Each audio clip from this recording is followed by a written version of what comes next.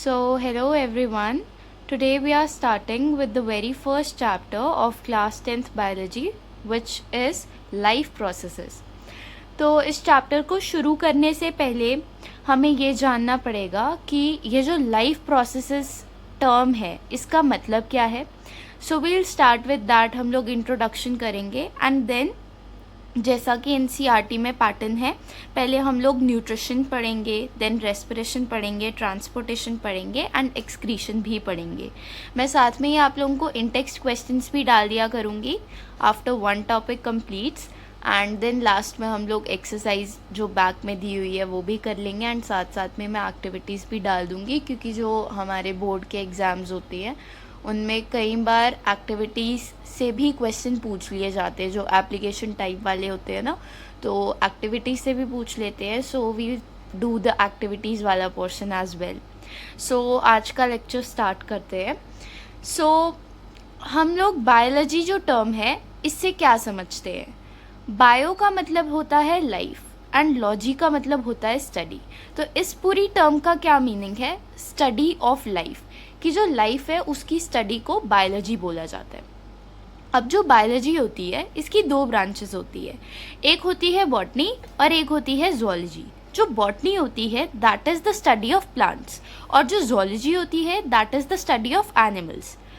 Botany के जो father हैं वो थियोफ्रास्टस हैं और जो जूलॉजी के फादर हैं वो एरिस्टोटल हैं. जो एरिस्टोटल हैं वो ना ही सिर्फ जूलॉजी के फादर हैं बल्कि बायोलॉजी के भी फादर हैं. नाउ ये जो लाइफ प्रोसेसेस टर्म है इससे हम समझते क्या हैं, what is the meaning of this term. इसका मतलब होता है कोई भी बेसिक फंक्शन जो एक ऑर्गेनिज्म परफॉर्म करता है ताकि वो अपने आप को जिंदा रख सके, उसको लाइफ प्रोसेसेस का meaning, that is life processes. For example, अब जैसे हम लोग न्यूट्रिशन को, रेस्पिरेशन को, ट्रांसपोर्टेशन को और एक्सक्रीशन को लाइफ प्रोसेसेस बोलते हैं. ऐसा क्यों बोलते हैं, क्योंकि अगर हम लोगों को ज़िंदा रहना है, for an organism to exist, right, हमें क्या चाहिए, एनर्जी चाहिए. क्योंकि कोई भी अगर हमने एक्टिविटी करनी है so that needs energy. Energy आएगी तभी तो काम होगा ना. तो वो एनर्जी के लिए हम लोग फूड लेते हैं. अब फूड लेते हैं तो उसको हमको डाइजेस्ट करना है, क्योंकि हर फूड को हम रेडिली अब्जॉर्ब थोड़ी ना कर सकते हैं. हम बहुत कुछ खाते हैं. फॉर एग्जांपल अगर हम ह्यूमंस की बात करें, हम लोग चपाती खाते हैं, वीट सब्जी, wheat, a lot of other things like junk food खाते हैं, बहुत कुछ खाते हैं.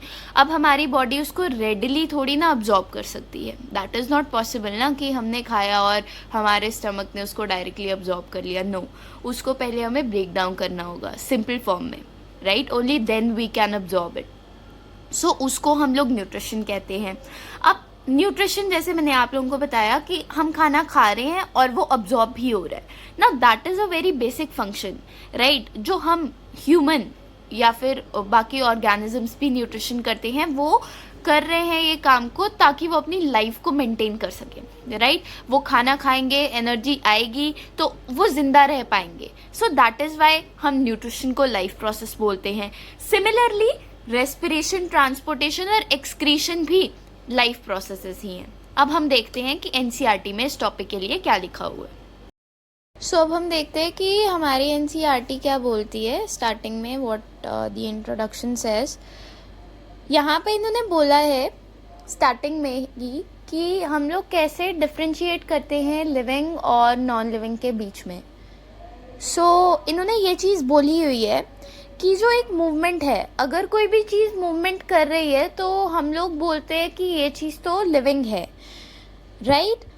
बट इन्होंने एक चीज़ क्वेश्चन ये अराइज किया है कि क्या जो मूवमेंट है, राइट, क्या वो एक डिफाइनिंग कैरेक्टरिस्टिक है लाइफ का. मतलब अगर हम लोग यही बोलेंगे कि अगर मूवमेंट है, अगर ये चीज़ मूवमेंट कर रही है तो वो लिविंग है और अगर नहीं कर रही है तो वो नॉन लिविंग है. क्या ये डिफाइनिंग कैरेक्टरिस्टिक है? तो ये कहता है कि नहीं, ऐसा नहीं होता है, क्योंकि बहुत सारी ऐसी मोमेंट्स है जो कई बारी हमें दिखती भी नहीं है। फॉर एग्जाम्पल, अगर हम एक सीड की बात करें, राइट, जो फर्दर जाके कभी एक प्लांट में कन्वर्ट हो जाएगा, we consider that to be living, right, क्योंकि आप 11th-12th में पढ़ोगे कि शायद से 10th में भी पढ़ोगे कि आगे जाके वो जर्मिनेट कर जाएगा, राइट। तो जर्मिनेशन के लिए भी उस सीड के अंदर कुछ चीज़ें हो रही होती हैं, चल रही होती है, तभी जाके वो फूड को यूज़ करेगा, तभी जाके वो कल को एक प्लांट में कन्वर्ट हो जाएगा।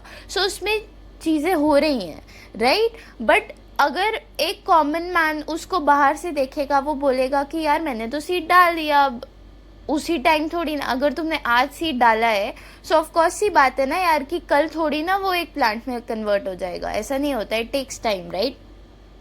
तो ये वही कह रहा है कि अब जो सीड है वो तो विजिबल मूवमेंट नहीं कर रहा है, वो एक जगह से आगे पीछे तो नहीं जा रहा है, या फिर अगर वो एक जगह पे भी है तो वो ग्रो तो नहीं ना कर रहा है उस टाइम पे, अगर आप एक दिन के टाइम स्पैन पे देखोगे, लेकिन आप उसको नॉन लिविंग थोड़ी ना बोल दोगे।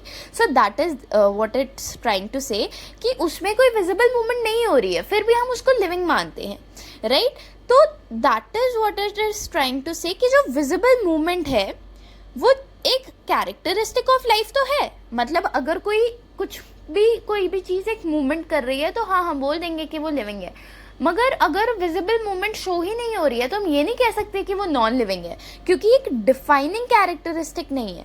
डिफाइनिंग कैरेक्टरिस्टिक का क्या मतलब है कि आप आगे भी पढ़ोगे, 11th में भी एक लिविंग करके चैप्टर आएगा, तो वहाँ पे भी आप लोग पढ़ोगे डिफाइनिंग कैरेक्टरिस्टिक। तो डिफाइनिंग कैरेक्टरिस्टिक का क्या मतलब है कि ये अगर है तो है, अगर ये चीज़ है तो दैट मीन्स कि ये लिविंग तो है, पक्का है, ये पक्का है। लेकिन अगर वो सिर्फ एक कैरेक्टरिस्टिक है, अगर मैंने ये डिफाइनिंग वर्ड हटा दिया तो दैट मीन्स कि हाँ, अगर ये चीज़ है तो ये चीज़ लिविंग है, बट अगर ये चीज़ नहीं है so that does not mean कि हाँ मैं ये बोल दूंगी कि ये नॉन लिविंग है, ऐसा नहीं होता है। तो डिफाइनिंग कैरेक्टरिस्टिक का ये मतलब होता है। अब यहाँ पे इन्होंने एक और क्वेश्चन अराइज किया है कि इनविजिबल जो मॉलिक्यूलर मूवमेंट होती है, क्या वो लाइफ के लिए नेसेसरी है? सो हाँ, बिल्कुल है। अब ऐसा क्यों होता है? देखो, आप आगे जाके पढ़ोगे कि हमारा जो एनवायरनमेंट है ना, वो एक डायनेमिक इक्विलिब्रियम में है। हमारी जो बॉडी होती है वो एनवायरनमेंट के साथ डायनेमिक इक्विलिब्रियम में होती है, मतलब कि चीज़ें चेंज होती रहती हैं। अब आप एनवायरनमेंट ले लो, आप वेदर ही ले लो, हमारा वेदर कांस्टेंट थोड़ी ना होता है।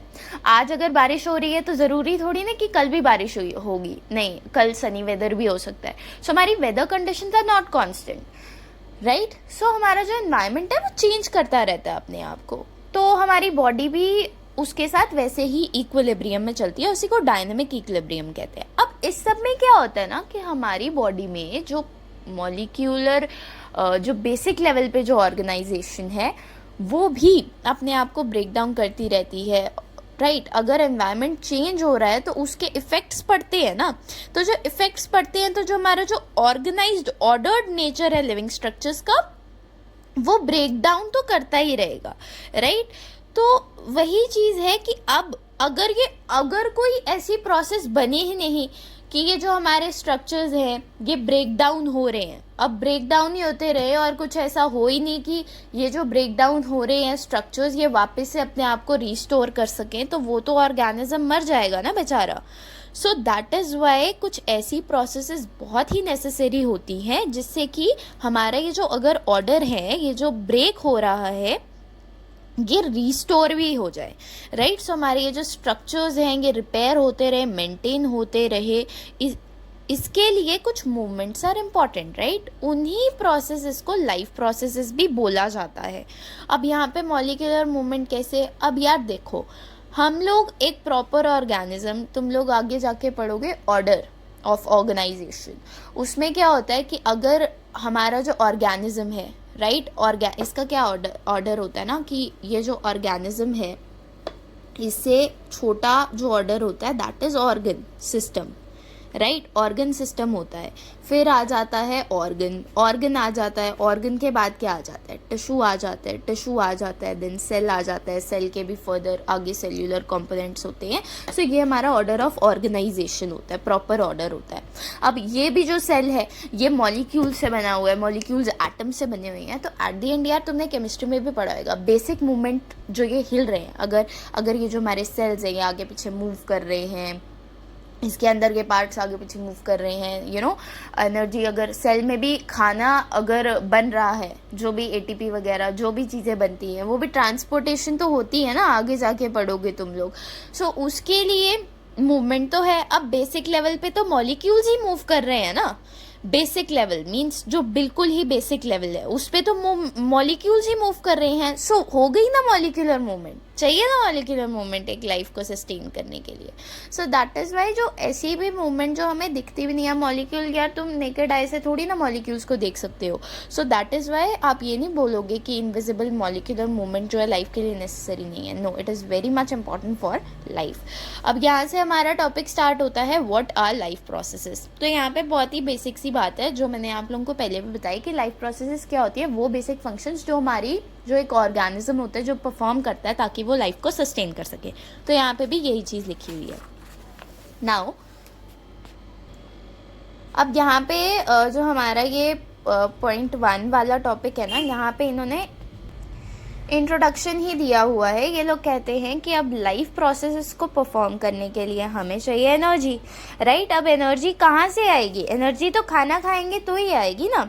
सो एनर्जी खाना खाने से आएगी। तो अब वो खाना means the source of energy जो हम बाहर से ले रहे हैं, उसको मैंने आप लोगों को बताया रेडिली तो ऑब्जॉर्बेबल फॉर्म में हमें नहीं मिलता है, राइट। तो उसको हमें तोड़ना भी पड़ेगा। तो हम खाएंगे और उसको तोड़ेंगे, उसको न्यूट्रिशन बोलते हैं।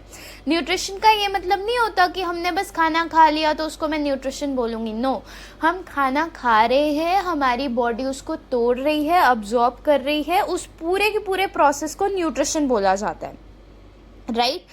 अब रेस्पिरेशन, इसके बाद ये कहता है कि रेस्पिरेशन जो हमने खाना तोड़ा, जो हमने बेसिक फॉर्म में जो हमारी बॉडी ने न्यूट्रिशन करके उसको अब्जॉर्ब किया, राइट। उसके बाद अभी वो जो खाना है जो ब्रेक डाउन हुआ है उससे निकलेगी एनर्जी निकलेगी ऑक्सीडेशन वगैरह प्रोसेस से, जो कि आप लोगों को आगे पढ़ाया जाएगा, उसको बोलते हैं रेस्पिरेशन। अब लोग क्या सोचते हैं ना कि रेस्पिरेशन का क्या मतलब है? ब्रीदिंग रेस्पिरेशन नहीं होती है। आप गैसेस ले रहे हो, आप एक्सचेंज ऑफ गैसेस कर रहे हो, उसके बाद आपने जो खाना अब्जॉर्ब किया आप उससे एनर्जी निकाल रहे हो, उस पूरे प्रोसेस को रेस्पिरेशन बोला जाता है। अब आप लोगों ने रेस्पिरेशन करके एनर्जी वगैरह निकाली है, उसको रेस्पिरेशन बोलते हैं, राइट। उसके बाद ये कह रहा है कि तुमने खाना वगैरह खाया, अब तुमको वेस्ट को रिमूव करना पड़ेगा और भी बहुत सारी मूवमेंट्स करनी पड़ेंगी, राइट। तो उसके लिए तुमको ट्रांसपोर्टेशन भी तो चाहिए ना। अब देखो, अगर मैं अमीबा को ले लूँ, amoeba is an unicellular organism, right. अब और भी बहुत सारे होते हैं।